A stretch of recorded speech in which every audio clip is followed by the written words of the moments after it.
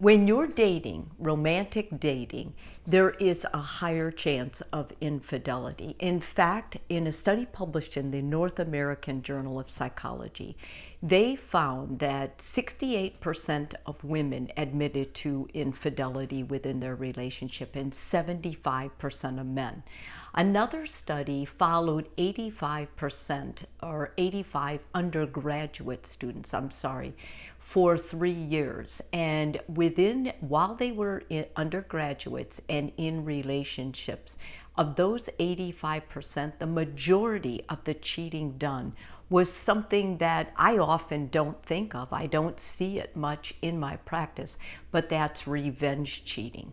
Revenge cheating is when you find out your partner cheated, and to get revenge, to hurt them or put them in the same type of pain and loss that you were, you will cheat with somebody during that time. Even if you get back with this person, you will take a pause so you can cheat with someone too. It's like a way that people that, deal with anger this way basically level the score, or that makes them feel better.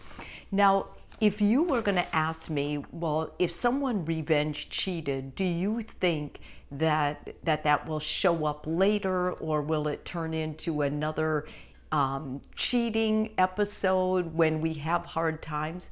There is research that indicates that that is very true, that when people handle their anger that way, or they're hurt, that what will happen is, because relationships long term go through ups and downs, and there are going to be other hurts, you'd be kidding yourself if you didn't think there would be more of a propensity for them to revenge cheat on you.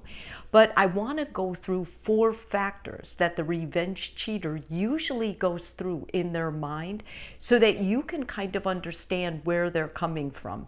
And if you are with someone who revenge cheated, I recommend that you make sure that you talk about these, so that you don't carry this forward into the relationship.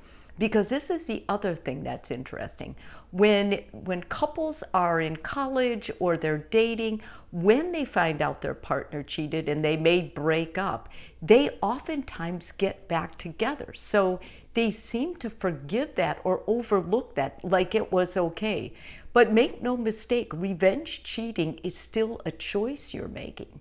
And so, like any cheating, if it's done once, even if it's to soothe your own feelings, which I think is even a little scarier, basically it can happen again.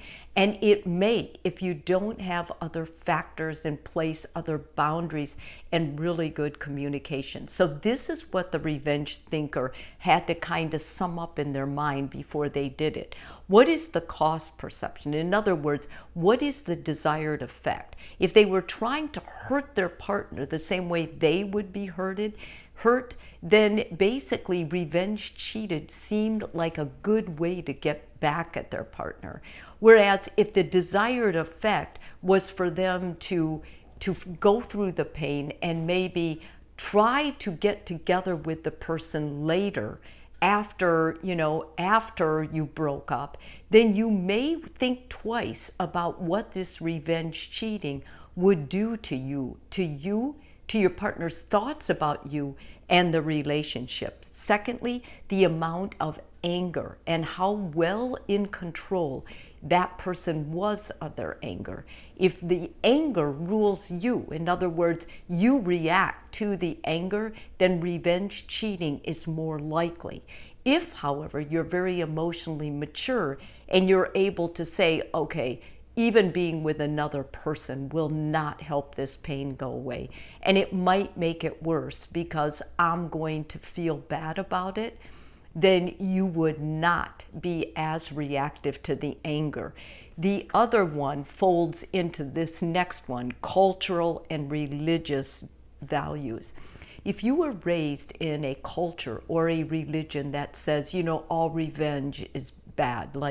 And certainly cheating on someone is not valued in my personal or my religious following, then you would be less likely to revenge cheat too.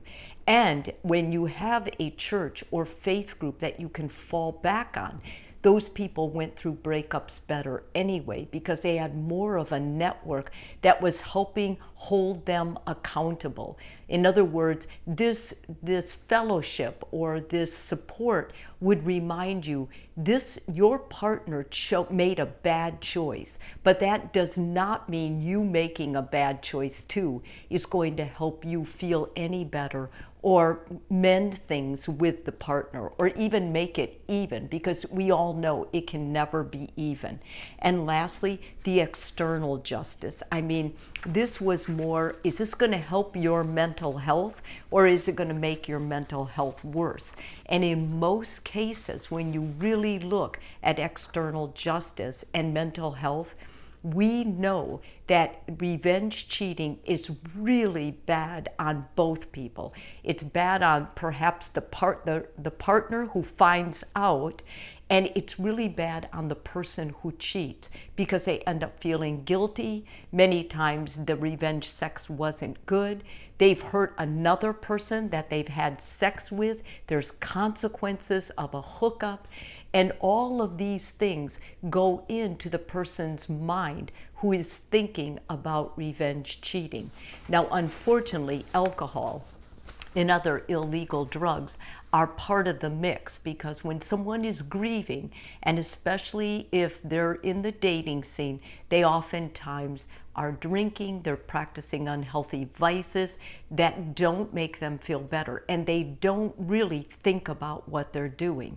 But if you have the emotional maturity to think about it, to really understand what you're doing, I do not think that revenge cheating is ever good for anyone's mental health. And at the end of the day, I'm more concerned with your mental health than what your partner did to you. If your partner made the choice to cheat, that's on them. That is their character, not you.